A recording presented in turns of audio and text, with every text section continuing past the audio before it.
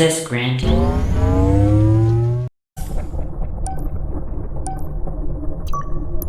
Hello ninjas! This is Ninja Chick 0117 here to review the first 3 missions of Halo Campaign Evolved. I'll be going over what I loved, what I didn't particularly enjoy so far, some of the cutscenes, and gameplay changes that stood out to me the most.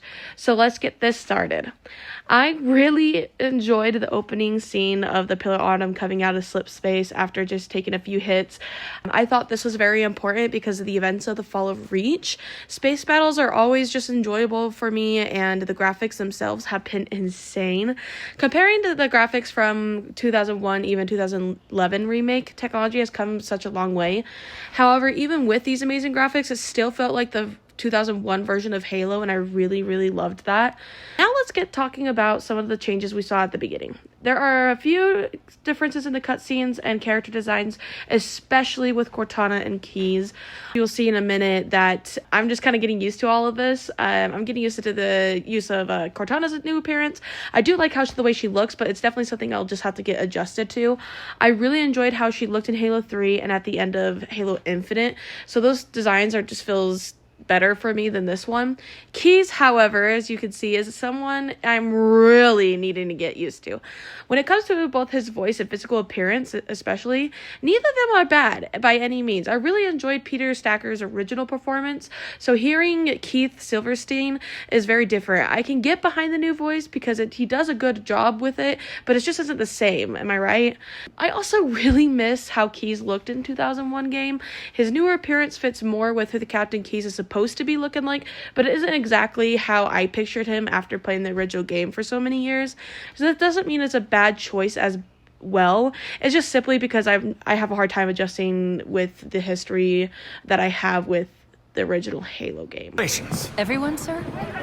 Everyone. And Cortana. Let's give our old friends a warm welcome. I've already begun. Like I mentioned before in my past video, I really enjoyed the screen time that Johnson's and the Marines have been having throughout the Halo games. I am happy they evolved even with this troops that we've seen throughout. I have mentioned that again through the Chief and Johnson one, and I just really have the best parts of it. He just really has the same sound, and especially bringing the long-time fans coming back in. Also, while making them feel like the more realistic of upcoming generations for players. Once again, it is our job to finish what the Flyboys started. When we meet the enemy, we will rip their skulls from their spines and toss them away laughing. Am I right, Marines? Sir, yes, sir! Damn right I am. Now move it out, double time! Again, seeing space is truly what brings out the sci-fi fanatic in me. I was so thrilled how it looked and how they added stuff like this in the game. I was just so thrilled to see how all of the ships worked.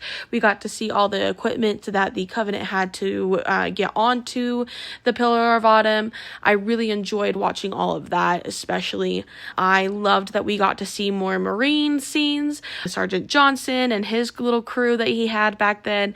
I love seeing the humans versus Covenant. I think that's something that we don't really see a lot in the Halo series besides the books. So being able to see this was just, it brought so much joy in my sci-fi little heart. Now adding this scene was just so good. I mean, we've really seen a lot of that in the Halo series with the past two from the original in 2011. But adding seeing Cortana a bit and them just kind of freaking out even more that the Master Chief was coming out of his cryo tube was just super awesome. I really enjoyed every second of that as well. I actually really enjoyed that we didn't really see the Chief come out of his cryo tube, that we just saw his hand that you'll see upcoming here in a second. Not being able to see Chief until you reach the bridge with Cortana and Keyes really builds the anticipation and engages the audience. I'm always excited to do the beginning tests where you check your shields, choose your controls, whether you prefer the reverted or the normal controls. I really liked how it looked here with the shields. It just having the nod to the original games and just the newer ones as well. I loved how the beginning of autumn starts because it's just so chaotic. It feels like just when Chief wakes up, he's just in this chaotic moment. I loved the explosions and the fighting. Making your way to the bridge was awesome. One of my favorite things is to check this board we see here. This didn't have many funny details like the possum and Halo Anniversary, but it still looked fun to have it. The bridge itself looks so good. I really enjoyed the maps, the information displayed on the monitors when you walked in. It was really cool to see actual events happening on screens, and the graphics were just incredible. There was a cutscene where Chief does receive Keyes' gun, and it kind of gives a nod towards his daughter Miranda. I really loved that so much. We really never knew about Keyes' daughter, let alone having a daughter with Dr. Halsey, so having that reference, including this, was super cool. Keyes does give his gun to the Chief, and it says just give this to Miranda if he doesn't make it out alive, which makes this moment even more meaningful to me. Throughout your escape for the Pillar of Autumn, everything looked so cool. The crates, to the Marines, to the Covenant, to the overshields inside the boarding parties.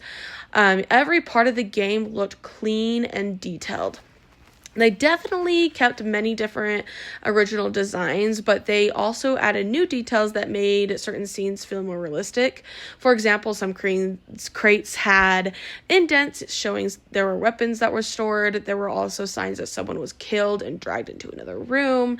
Those details made the ship feel more dangerous and give the mission a more stronger sense of urgency, like to get the hell out of there. Speaking of the overshields, I really enjoyed that you don't have to use the ability immediately. You can save it and use it whenever you wanted.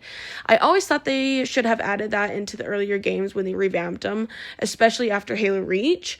Having that option is just really helpful, especially when we talk about when you find the active camouflage. I really loved how the Covenant looks. Their designs felt like it was a mix of Halo Infinite with 3 and other older games especially. I noticed that many other parts of the game take an inspiration from previous Halo titles, and I talk more about that at the end of my full game review.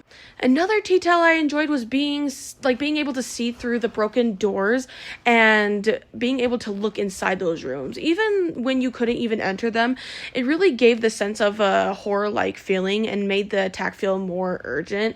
You could see the destruction around you and understand that everyone was trying to get out as quickly as possible at this point. Towards the end of the mission was mostly the same, but we got to see the escape pod travel around a planet before revealing the Halo ring, which was super beautiful and amazing to me. Seeing the Marines floating in space was also insane and made the moment feel surprisingly sober. I kept thinking, damn, that is probably what you would actually see after a battle like this. Everything they added felt like it was a nice touch to it. This will lead us into the next mission, Halo.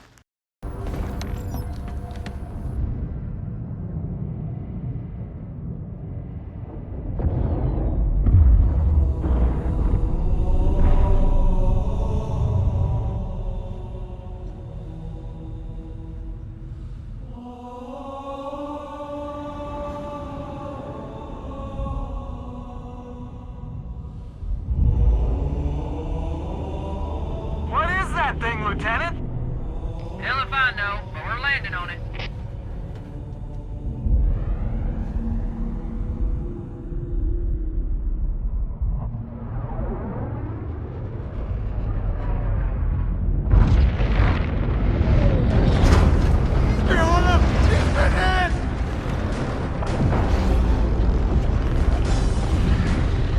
I knew it. The Autumn's accelerating.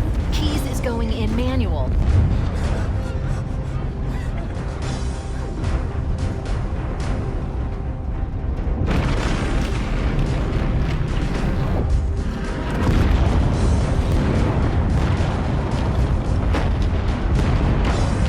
Heads up, everyone, this is it. We're entering the ring's atmosphere in 5.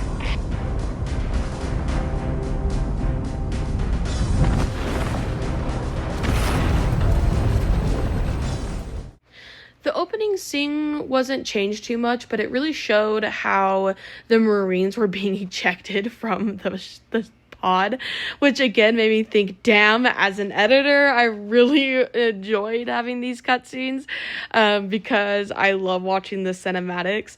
They added a lot of details that made sense, and the transitions between gameplay and cutscenes are really well done.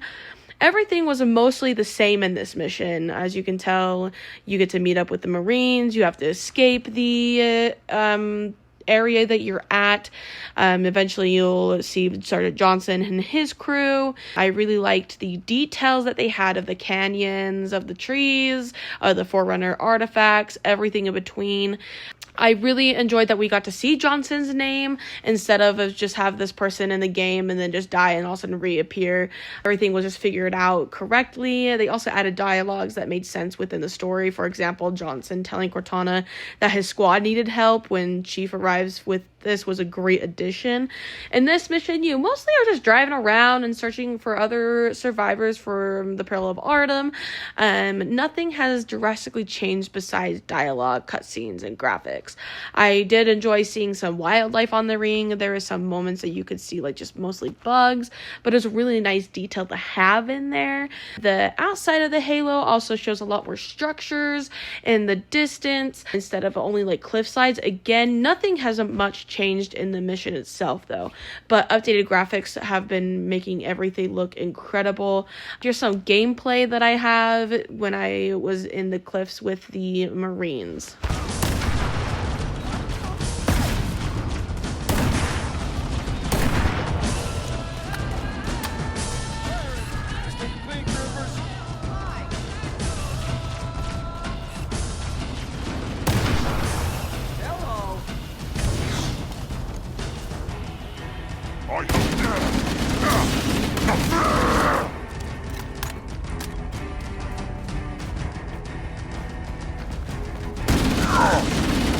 Die, my blessed light! If my fate burns! Oh, nice and still!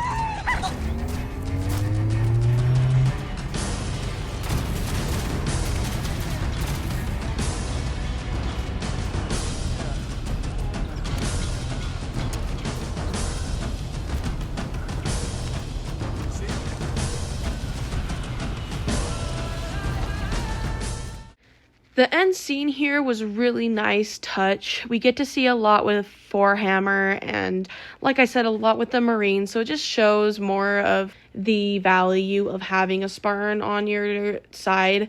And I just love seeing the little guys getting some spotlight. I think it's very important that they get the spotlight. I'll explain more in other videos about why I think we should also have side games that we just play as like a Marine, just like we did as the ODSTs, but a little different. But let's get into the next mission called Truth and Realization. I can never say the word. I'm so sorry, but I can never get to say that word correctly. On this mission, Chief is just sent to rescue Keyes and the other survivors from on the Covenant ship. Nothing has really changed too much, like the whole game, really, from what I've noticed. If you have known Halo for a long time, especially, most of the changes are smaller details, such as like cinematics before the mission begins. They have added like cinematic introduction to every single mission, and I personally thoroughly enjoyed this. It really has been a nice change seeing these new cinematics in a Halo campaign involved. At the beginning, Cortana warns Johnson and his squad to wait until the Covenant starts firing at the Chief before joining the fight.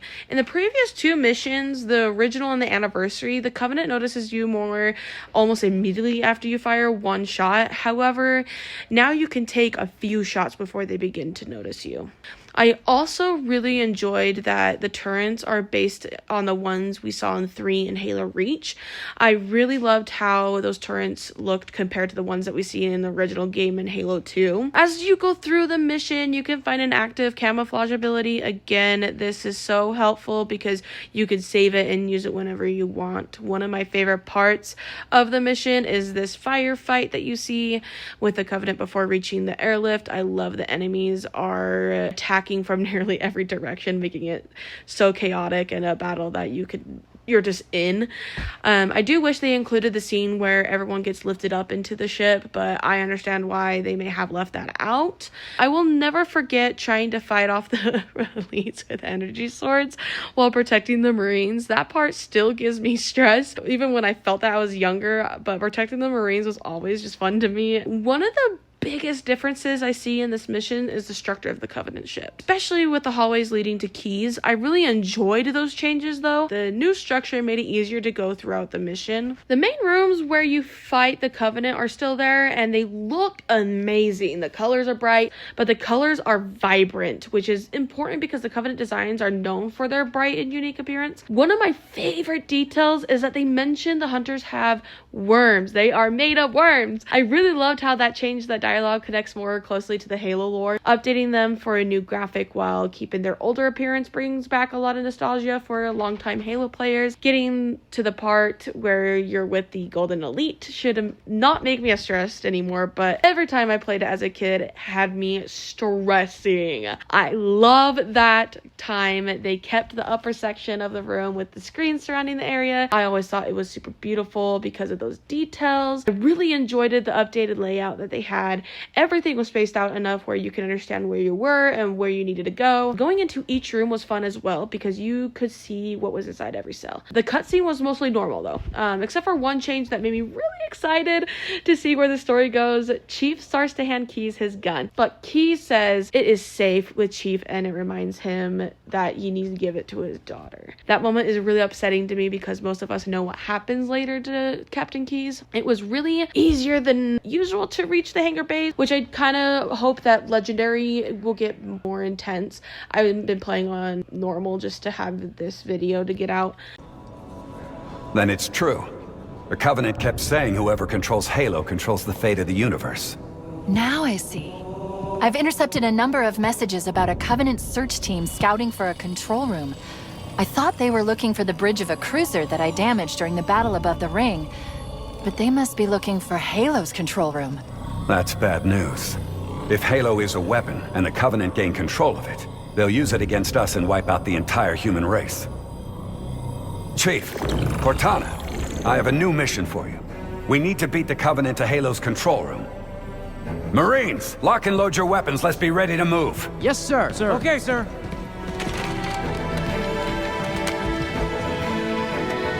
Chief, I want you on point.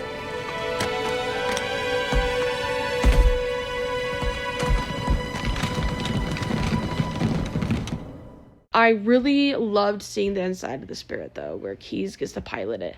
I have been extremely impressed and happy that we get to see the interiors of the Covenant and UNSC vehicles. Every single detail we get is exciting to me.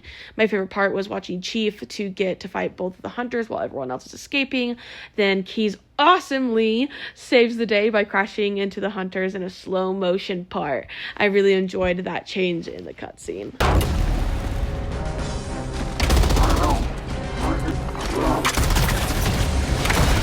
Hang on!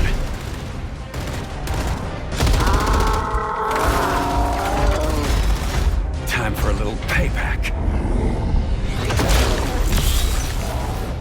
Alright, ninjas, these are the first 3 missions that gave me a huge feeling of nostalgia, and I have been playing Halo since I was 5 years old, so being able to experience this version again made me nervous, but so far I've really been enjoying it and loving the hell out of it.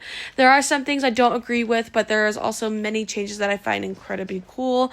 I will go over all those thoughts at the end of my full game review. I have really been admiring the graphics in this game, from the cutscenes to the gameplay itself. The lore accurate details added throughout the game have me hoping that this is the direction we'll continue with Halo. Halo needs something that can bring it back into the gaming world. Unreal Engine has really put this game to the test, and I hope we continue using it. I also hope that Halo Studios has learned from its past work with Halo, especially after Halo 5 Guardians. But ninjas, give this video a like or subscribe if you enjoyed it. Stay tuned for my review of the next 3 missions, where I'll show you even more of my thoughts. Drop a comment and let me know if you have played the game and what your experiences have been so far. We will see you soon in the next video.